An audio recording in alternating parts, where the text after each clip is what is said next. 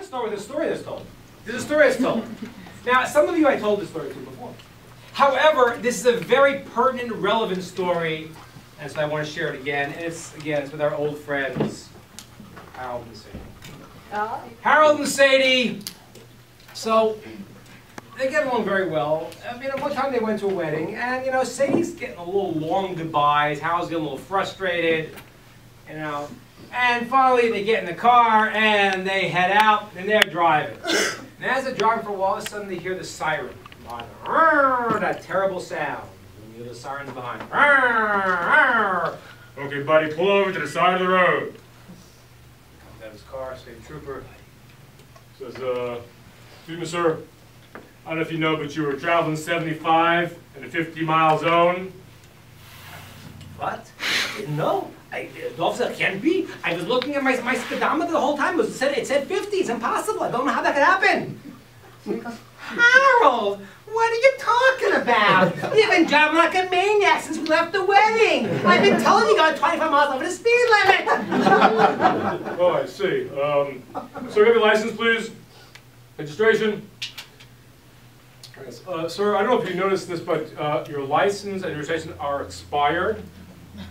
Officer, that's impossible. I don't know how that could be. I checked, I called, I checked everything. Harold, what are you talking about? I've been telling you for weeks already. Renew your registration. What's with you? And sir, I just wanted to point out, I don't know if you realize this, but your brake light is not working. Officer, that can't be. I checked my car vending yesterday, and this is impossible. I don't know. It must have just broken out. It just broke out as we were driving. Harold! What are you talking about? I've been telling you for a month your light's not working. I told you to fix it. Harold looks and says, one more crack, said him to pop you in the mouth. Says, oh, domestic violence. I see. Ma'am, does he talk to you all the time? She goes, no, my Harold never.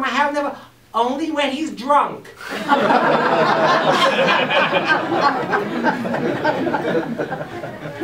love that one.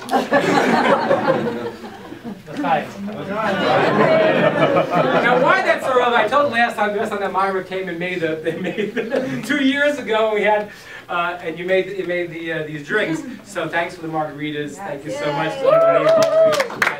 Remember, when you don't drive, drink. Enjoy Shabbos. That's right. You call. We go. If you had a lot of, we'll give you a place in the back to sleep if you want. But really, the truth is, the drinking joke is relevant because we're coming up to Purim. And in Purim, we have a commandment. It's a very difficult commandment. Hey. It's very tough. But it's a commandment in Purim to get really, really drunk. So drunk that the Talmud says you don't know the difference between blessed is Mordechai who saved the Jewish people, and accursed is Haman, the guy who tried to destroy us, the person who comes from this lineage of Amalek, who have been the ones who hated Jews for thousands of years and try to kill us. You guys drink enough alcohol that you know the difference between one and the other. That's a heck of a lot of alcohol. That really is. It makes no sense. Because why in the world would the Torah command us to get drunk? I mean, I have nothing against it. However, the Talmud says that God doesn't like people who get drunk. Well, you know, he got it. And the Torah commands us to get drunk on Purim? It's strange. Why would the Torah command us? It is a mitzvah. When I'm going to sit on Purim drinking, and you say, Rabbi, what are you doing? I'm going to say, I'm doing a mitzvah. It's a mitzvah. Why? Why did God command us to drink on Purim? What's the rationale? Now, there's a very interesting thing. It says in Jewish law that maybe, you can't hack it. You drink so much, bad things might come out. You might not act appropriately. So there's another idea for the less wild amongst us. This is brought in Jewish law. You could drink a little bit and go to bed. And when you're sleeping, you don't know the difference between Haman and Mordechai. And that's really Jewish law. That's really weird. It's like a booby prize. listen, sir, you can't handle it. You can't even drink properly. Just go to sleep. You know, just go to bed because you're not going to do it right anyway. What is that? Why is that a Jewish law to go and you drink so much, and if you don't want to drink so much, then drink a little bit and go to bed? So I need to understand this. Now, this problem is exacerbated because mystics tell us that Purim is the holiest day. It's the holiest day. They say Yom Kippurim. Yom Kippur is the holiest day, right? But the word Purim and Kippurim sound the same. And the Kabbalists tell us Yom Kippurim, the word Ki in Hebrew is like. The holiday, the Day of Atonement, Yom Kippurim, is so holy. It's like Purim. Oh my gosh. The high holidays are so holy that they're like Purim? It means that Purim is even more holy. That doesn't sound like that. I don't get why is Purim so holy. And especially when we're going to read the Megillah, the story of Purim. For those who read the story of Purim, those who heard the Megillah, it's a little hard to understand.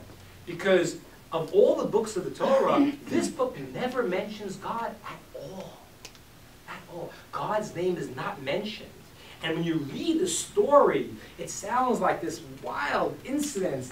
There's a king, Achashverosh, and he gets really drunk. He gets mad. He kills his wife. He needs another beautiful wife. He takes a Jewish woman, not knowing she's Jewish. Her uncle Mordechai says, don't tell you're Jewish. Then the evil Haman wants to kill us. And then afterwards, one thing leads to another. The king raises up Haman, and then Mordechai, and then Esther comes along and says she's Jewish. Haman's trying to kill me, and the whole thing flips around, and it's all this weird stories of like kind of coincidence backing one into the other, and that's so holy. God's not even mentioned there. You know how God is mentioned? When it says the word melech, king. So it has two ways to say it. It says the king Achashverosh. What says king Achashverosh it means the king in the story. And when it says just melech, the king, that's referring to God. That's what sages tell us. But when you read the story, it sounds like a novel. All these incidents, that's the holiest day? How could that be? Let's try to understand.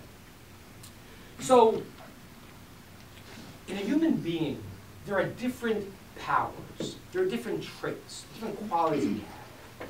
And every quality that you're built with, you have to use. You have the quality of compassion. You have to use it one way or the other. Intelligence, love. There's one power in the human being that is so amazing and so unappreciated. But the sages tell us this power is something that you have to grab on and use properly. And it's called in Hebrew, koach hadimion. Koach hadimion means the power of imagination. This is a power that we have as human beings. And we could use it properly, or we could misuse it. Let's try to understand. If we talk about the name of humanity, the name is Adam. Adam. Not just Adam. Adam is called male and female. Adam, Hebrew, called Adam. Now, there's two ways that why he called himself Adam. One is he came from the Adamah, from the earth. Okay, God says, what's your name? I come from the earth. I'll call myself Adam. That's one reason. What's the second reason? It's Admeh Le'elyon. That means the other reason why Adam is called Adam is because the word Adam is Edmeh, Domeh, imagination. Man said, there's two parts of me. One part is from the earth, but in one part I can be like, I can be similar, I can make myself in the image, in the system of God. That's my imagination. My power of being like. I could become like God. So why does man have two names? Because human beings are body and soul. The body pulls us one way, the soul pulls us another way. The body says we're from the earth, but the soul says, wow, I'm a divine spark. I'm like God. I want to be like God. That's very good, right? It's good to be like God, right? Right? Good bit of cake. Right? It's good. Yeah. But now here's the problem. The problem is like this. there's two ways that you could take that. One way is you could really work to be like God. You can work and try to imagine, how can I be a righteous person, be like God? The other way you could take it is, hey, I'm the boss. Right? I'm like my own little God. I'll do whatever I want. And that, ladies and gentlemen, is when you get caught in the world of illusion. That's very, very real. I know none of us here think that they're God. Well, if you do, we have counseling afterwards that we can do in the room. But most of us don't believe that we're God. However, we do kind of think certain things. If you think about it, like most of us, all of us know that no one in this room is ever going to die. We all know that. We kind of think that way. We all kind of think that, well, that happened to that guy. Oh, I'm not going, you know. We all are kind of pushing. We don't think of that. We all think in a certain place that, you know, we are, you know, we're going to keep going. And that's illusion. That's the power of imagination gone astray.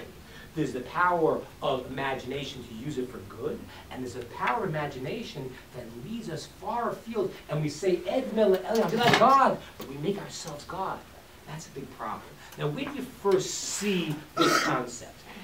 You know where you first see it? If you go way, way back to the very beginning of time, to the Garden of Eden, what was the first move that the Nachash, the serpent, said to Adam and Eve? Adam and Eve's walking by and mind their own business. The snake says, hey, come here. Got something. Do you want to be like God? Wow, that's not bad. Self-employed. That was the first thing the Nachash said, the snake said to Adam and Eve. V'yisem kelokim, you'll be like God. And that drew Adam and Eve in. Because it was a certain place where, wow, I could be my own boss. I don't have to have anyone tell me what to do. I could be my own master. And that drew us in as part of what our consciousness. Now here's an amazing thing the Talmud says. The Talmud says like this. Okay. We have the story of Purim, which happens thousands of years after the creation of the world. It happens after the Torah is given, much later. Okay, it happens at the end of after the first destruction of the temple. The Talmud says, well, where do you find Haman in the Torah? It's a very funny question, really, because he wasn't alive when the Torah was written. But the Torah knows that everything must be hinted at in the Torah. So where would you find the name Haman, in the 5 books of the Torah? Where would it be? This is an amazing answer to Talmud says. You know where you find it? You go very, very back into that same Garden of Eden. After Adam and Eve eat the tree of knowledge of good and evil, so what happens is they know they did the wrong thing. They start to hide from God, which is weird. Because they were talking to God before, they were prophets. Now all of a sudden they're hiding while God can't see them. They're hiding while God can't see them. Now, God calls Adam and says, Adam, where are you? Hamin ha'etz. Hamin. Hey, mem, nud. The word hamin is spelled like hamin. It's the same thing. Hamin ha'etz. Did you eat from the tree I told you not to? And that's a very weird question. Why is that a weird question? Why God knows the answer. God knows he ate the tree. Why is God saying, what happened here? I had a British accent that worked much better. You know? Did you eat from the tree? Hamina ate? That's where Haman is. You know why? Because you ever see the game the kids play when they go like this? They go, you can't see me. You can't see? No, I can see you. I see you really well. If you don't see me, I see you. But the kids think that because they can't see you, that you can't see them. That's what kids do. That's what Adam's doing. Adam's hiding from God, and God reflects it back to him. Did you eat from the tree? Wow, it's so deep. That means that Adam has entered into this world of illusion, and God's reflecting it back to him. Adam's hiding from God because he wanted to be like God, and now what's happening is God is saying to him, oh, did you eat the tree? That's where Haman is. The power of this Haman person and his whole philosophy.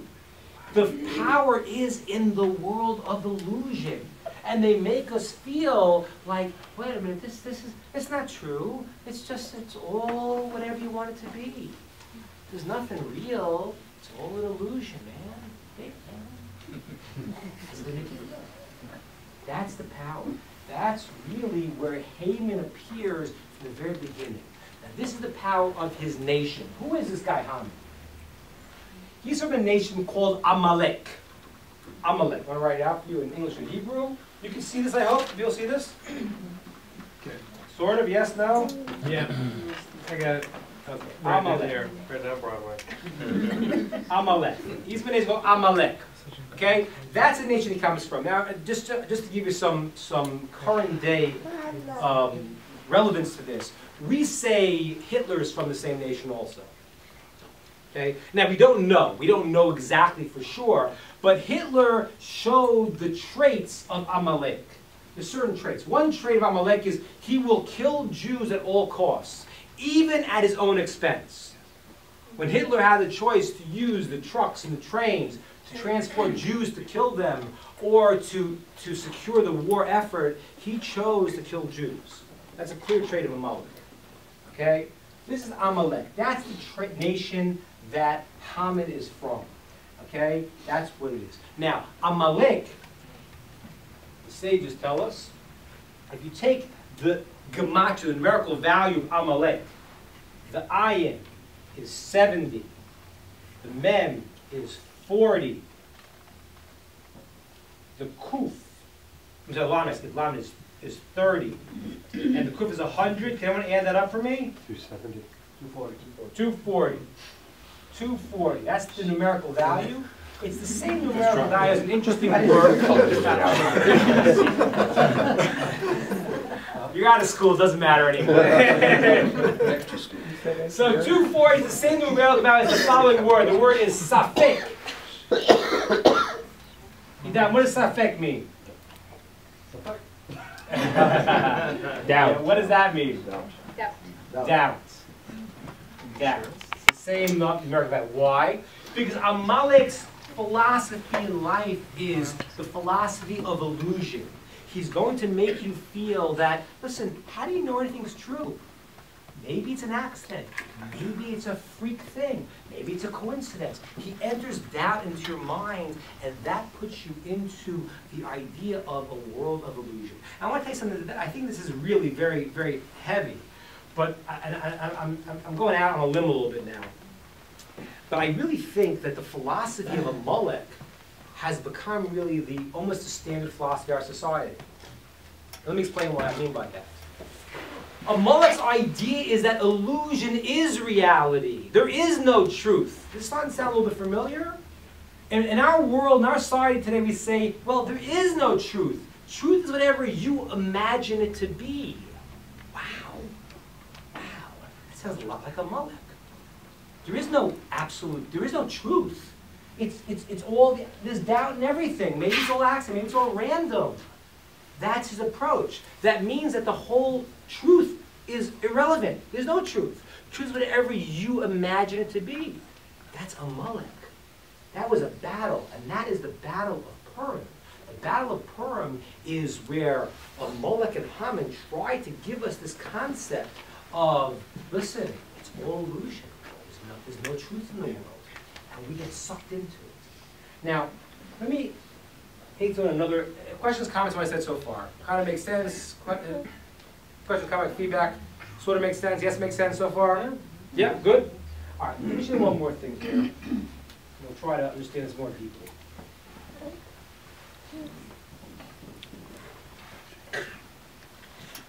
Is this a racing or am I imagining? It's an illusion. It's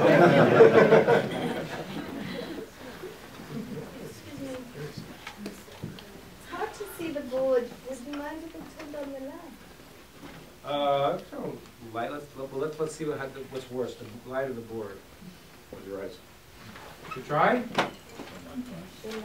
Everybody cover your eyes. No. I'm writing very little, I'm not writing much. If I write more, I'll put it on. But I think I'm writing very little now. So, yeah, I'm not writing very little. Yeah. Okay, now, it's an illusion, right? The whole thing's an illusion. I'm not even here. So now, let's like this. That's Kabbalah Cocktails Feb. So now, let's like this. Haman goes and he draws lots. Okay, that's why it's called Purim. Purim is the holiday of lots. He draws lots to find out what day would be good to destroy the Jews. And it comes out to this month, the month of Adar. And he's very happy. He says, oh, Adar, that's a good month to kill the Jews. I'm very happy to kill the Jews. And the sages tell us, really, this month, the month of masks and laughter and drinking, is the month of illusion. And he was very happy. He was very happy. It was an opportunity. Let me tell you something like this. There's a book called Sefer Yetzirah, which we say was written by Adam. By Abraham. Abraham wrote this book.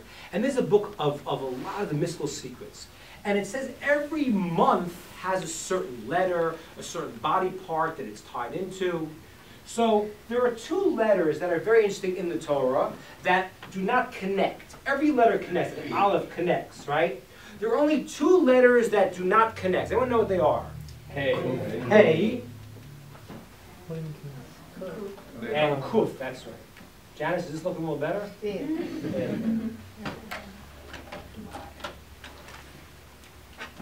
Oh. Hey. Hey, the hay and the kuf. You were so cute. Hay and the kuf. Now, the hay and the kuf. The hay are very interesting because the Sefer Yetzirah tells us that the month of Nisan, when the Jews came out of Egypt and became a nation, was made with the letter Hey. And that's a letter in God's name. Right? God's name has a Hey in it, and this is the way the world was built. Why? Because the world's like this. A person goes and messes up, they could mess up, they could fall out. Uh-oh. They could fall out. They could fall into a very negative space. But you know what's good about the Hey? You can still get in here. Talmud says the world was created with the Hey. The Hey is a letter of God's name, and the Hey represents is the place you can fall out if you do the wrong thing, but you can get back in. It's called Shuvah. It's called returning. Okay? The month of Nisan, when we become the Jewish nation, the month of Passover is made with the Hey. The month of Adar, this month made with the Kuf. Kuf. Now the Kuf is a very interesting letter. Because why? Because what does the Kuf look like to you? A hey! It looks a lot like a hey. It's just that this line keeps going. The Kuf is the representing illusion. It looks like the hey, but it's not. Okay? And in Hebrew, there's an amazing thing. That in Hebrew, the word kof, what does kof mean? Monkey. Monkey. Monkey. You know why it means the monkey? Because this letter represents illusion. A monkey imitates a man, but it's not really a man. Oh, that's what I told you before. You could take your power of imagination and use it to be godlike and imitate God, or you could be a monkey who's not really the real deal, but you're pretending. And that's an amazing thing, because the name Amalek, the nation that Haman comes from, if you take the letters Amalek and you break it up, it spells Amal, which means the work of the monkey. Of the monkey. Planet of the Apes, over again. The 16th remake. Yes. Here it means Amalek is the idea of the work of the monkey. It's the philosophy that you're basically a monkey. You're not really a holy thing. You're a random accident. That's the battle that the Jews are having. And Haman says, this is great. I can beat them in the month of Adar because they're going to be lost in illusion. They're going to be lost in a world where they don't know what's true. Now, let me ask you a question. How do you deal then with illusion? How do you deal with stuff that you start to delude? How do you deal with that? What would you think? What do you do if in life you start getting caught in things that are just not true? How do you deal with it? Open question. What would you think? What should you do? Cigarettes. What? Have a cigarette. Watch a movie. What do you do What do you do if you're caught in a world of illusion? How do you deal with such a thing? How do you go and deal? You know, and ladies and gentlemen, I got to tell you something. We all are to a certain degree. You know, our society. You know, you got to remember something. Thousands of years ago, the entertainment industry was not what it is today. I mean, we all love entertainment. I mean, you could theoretically watch movies all day and never think about your life. It's really pretty easy, right? You got 1,000 stations. You can just stay there all day forever. That's the world of illusion. So how do you get out? So the Torah tells us you got to remember what Amalek did to you. When you remember something, what are you doing? You're taking this thing that's no longer real, it's in your imagination, you're remembering it, it's from the past, and you're putting it on your mind. You're focusing on something. That is, the power of imagination needs something called, the Kabbalah called the seicha. It needs control. It needs to be reined in. The power of imagination has to have something directing it.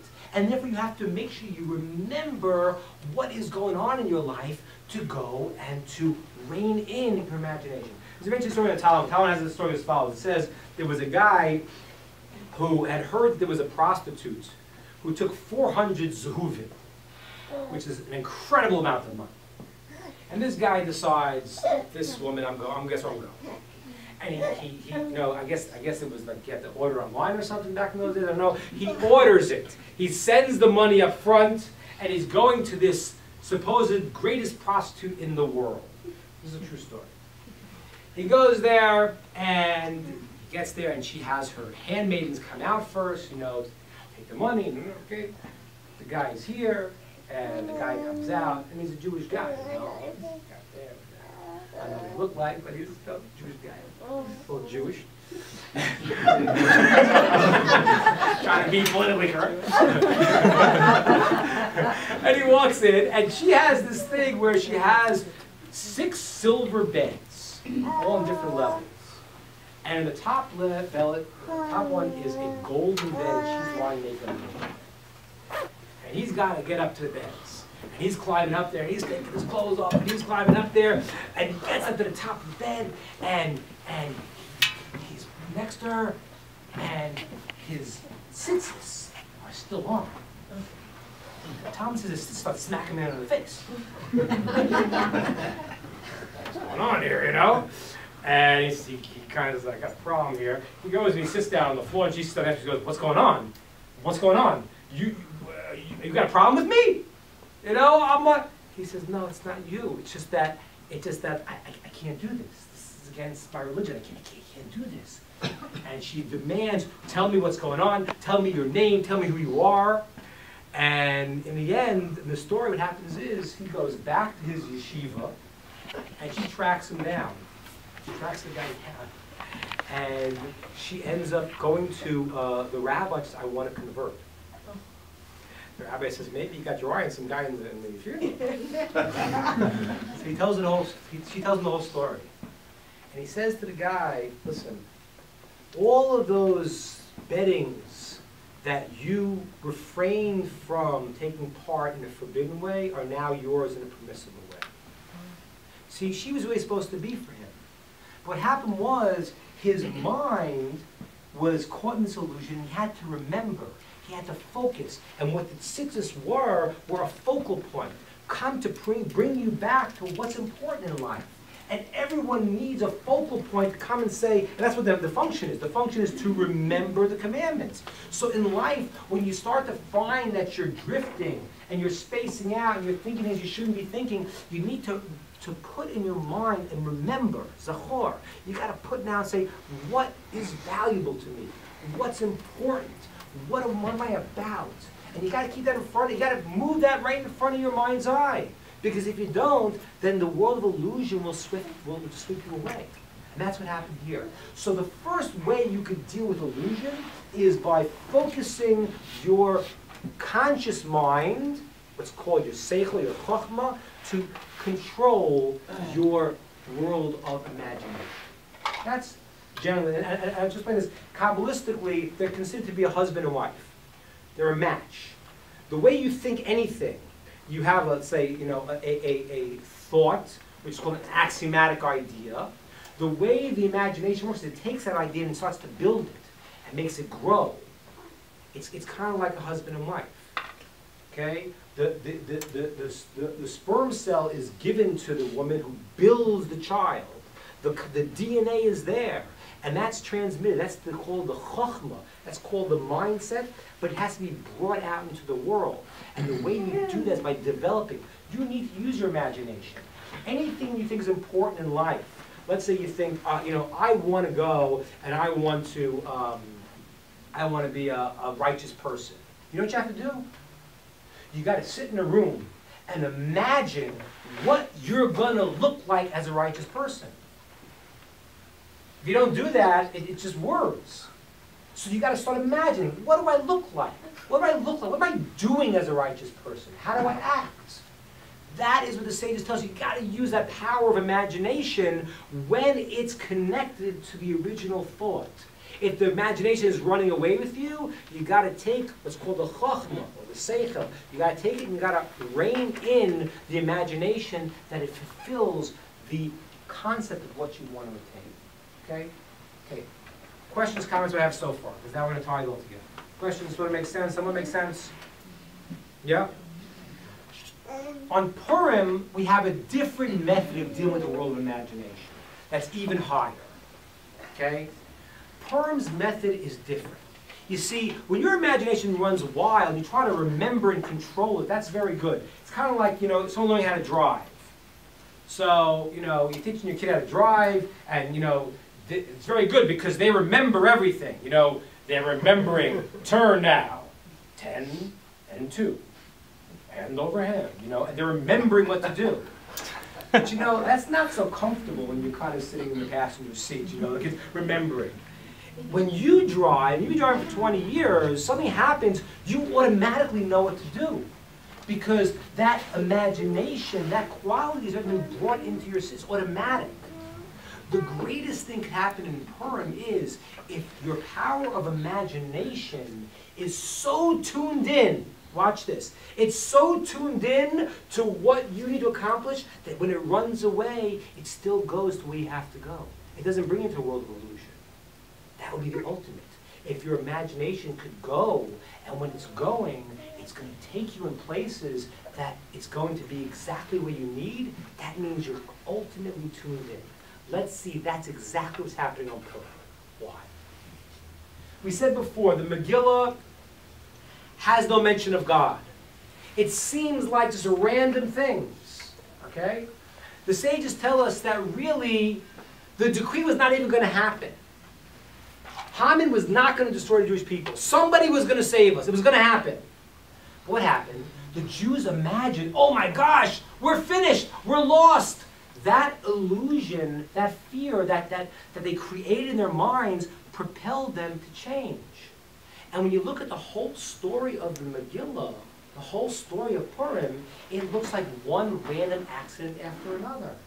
It looks like it's just out of control. It's all an illusion. It's all wild.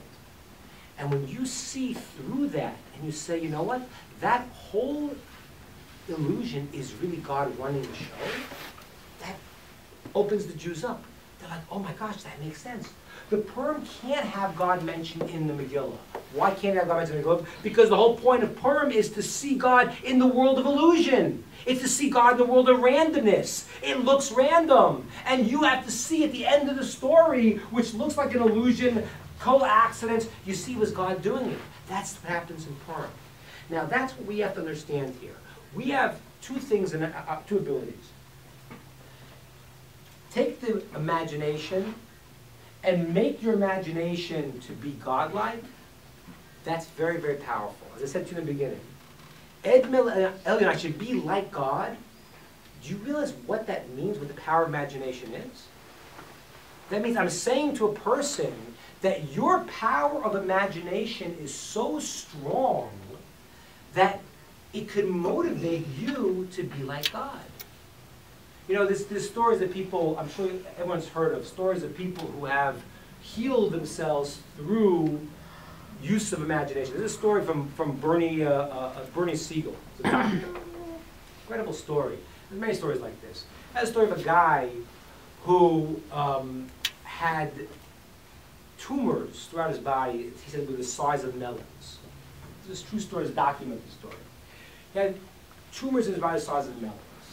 And he was in the hospital, and he was really going. And he had heard that the hospital was going to start this new procedure, and it was going to have this drug that they think could, you know, heal the person. This guy got in his mind, I need this drug. And he started harassing, just give me the shot, give me some of this. And the way the hospital staff tells the story is that they said this guy wasn't going to make it till after the weekend, but they gave him one shot. You know, they figured he wasn't going to be alive after the weekend.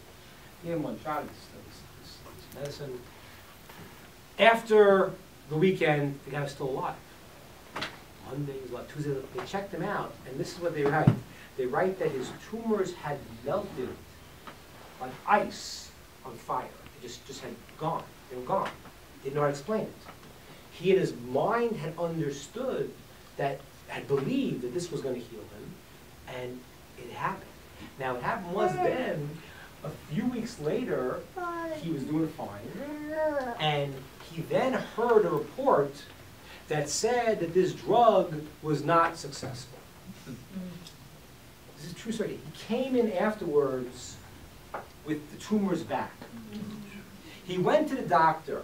The doctor said he figured out what was going on. He said, listen, that report was talking about a different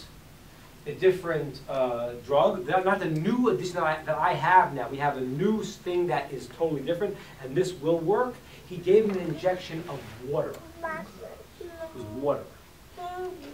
And the tumors also disappeared. And that went on for months. And what happened was the guy saw a report that said, finally, this drug is useless, and he was dead a few days later. It's incredible. So the power of imagination, for what we have to do is, there's two, you know, and a lot of these stories, you say, a lot of these stories, people, you know, there's a lot of charlatans tell these stories. There's real stuff, and there's this stuff that people make up. Because the power of imagination is something that we have to use. We have to go and say, okay, if I could be like God, I have to imagine what that means. I have to make myself develop in a certain way that I become connected to God. If you use your imagination and for illusion, you get lost in a different universe. That's the story of Purim. Purim is to be able to see through the world of illusion and to find the truth through the illusion. And listen, that's really why the mitzvah of Purim is what? The big mitzvah we talk about is the mitzvah of drinking. Because there is no greater state of illusion than when you're drunk. There really isn't. The state of drinking now that you're doing is you don't have your mind. Your mind's gone. And yet what happens? That's a commandment that God told you. God told you to drink now. He told you to enter this world of illusion and to show in this world of illusion that you're still connected. Why you drink? If you're drinking and getting drunk just because, hey, I want to get drunk, I do it every day anyway, it's great. That's not the same thing. It doesn't count. If you're drinking because this is a commandment, this is an expression of my connection to God, then that's what happens. That's why the story of Purim happens. The whole parties they were having of Achashverosh, their whole deal was in Haman, they were having parties. And what happened? They started talking about the things they were talking about. Right? And that's how, that's by the way, how Vashti gets killed. Because they start saying, hey, the Persian women are the nicest. Hey, the Midianite women are the nicest. The California girls, I wish they could all be California girls. Woo. Right? So, and then Achashverosh says, no, the Chaldeans are the nicest. And he says to Vashti, come out with your crown. And the same to say with your crown only. But what they were doing when they were entering the world of illusion is they were just being more gluttonous and not connecting to God. The Jews, what we have to do when we drink on Purim is in that world of illusion, to not get caught in the illusion, but to use it to show what we're really about and that we're really connected. And that's also why the custom of those who drink a little and go to sleep. Because when you're sleeping also, there's no greater state of the world of illusion, right? When you're dreaming. So the idea is to take our power of imagination and to use it for holy things, not get lost in the world of Haman and the world of Achashverosh, and their world of illusion, which leads to nowhere, but for us to take that concept and to use our power to imagine what we want to be, to use that on Purim to sanctify that ability of imagination to say, this is what we're doing with drinking, I might know what's going on, but I'm doing it to be connected to God in the ultimate way. Questions, comments, thoughts?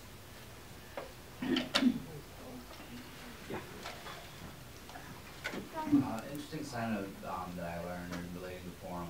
Haman had 12 sons and a daughter. His 12 sons were hung, and his daughter either was poisoned as a death sentence or poisoned herself. 10 sons. 10 sons, thank you, and one daughter. There were 10 high-ranking Nazis 11 high-ranking Nazis officials sentenced to death by hanging. Right. One of them committed suicide the night before by poisoning himself. Right. He was also found out later to have been transvestite. Right. There's a very famous text here, which someone's referring to. If you read the Megillah itself, the Megillah, when it says the 10 sons of Haman were killed, there's a very strange tradition we never knew what it was about. There's one letter that's written big, above, and then a small taf, a small shin, a small zayin. And that was a tradition for thousands of years. You had to write a Megillah. We didn't know why. And this is where it mentions the 10 sons of Haman. Okay? And there are these letters that are written small and one letter big. We know what it was. In 1947, the Nuremberg trials, so when it was, what's the name, Streicher. When Streicher was being led to the gallows, and he was kicking and screaming, he screams out something at the end that no one understood. He screamed out as he's being killed, Purim Fest 1947. You can look at it, I didn't make this up. Johann Streicher, he screamed out Purim Fest 1947. And well, that was weird. No one thought, what does that mean? Why? When you look back, if you look at the date that was written from those small letters when the 10 sons of Haman were killed, the date, Tafshin Zayin, is 1947. And what happened was, there were 1947, the 10 Nazis were hung, as were the 10 sons of Haman. And there was one that killed himself. Okay? And what someone was referring to was that we know Haman's daughter had killed herself also. And the 11th guy who killed himself, turned out he was a transvestite. That was a very interesting thing. So that lined up very, very incredibly, as I told you before, because the Nazis were the same approach as Haman and his cohorts. Yeah. Any questions, thoughts? Yeah. So what I'm developing is that it's not that we can, the Amalek force wants to tell us that we can imagine the world and it can be whatever we want, but we have to fight that fire with fire and start with truth like with the Torah, but then imagine the way it could be to reveal what it actually is. That's right. Exactly. Exactly. Amalek's philosophy is there is no truth. Truth is whatever you imagine it to be. That's illusion. That's the danger. But we say the reason why that's such a powerful quality that we have in life is because the imagination you have is a powerful thing. You could imagine to be godlike. So you have to use the imagination in what's truth that's going to propel you to be connected to your source. Not to be, see what happens is when the illusion comes for Haman and those people, so it's to become, I'm my own God. I want to do my own thing. And we have to understand is when we use our imaginations to be God-like, to be connected to God. And that's a tremendous power. We can't imagine, we can make ourselves that great by connecting to the source. Not by separating from the source and making ourselves our own God. That's the difference. Any other questions, thoughts, comments? Okay, all right, thank you all.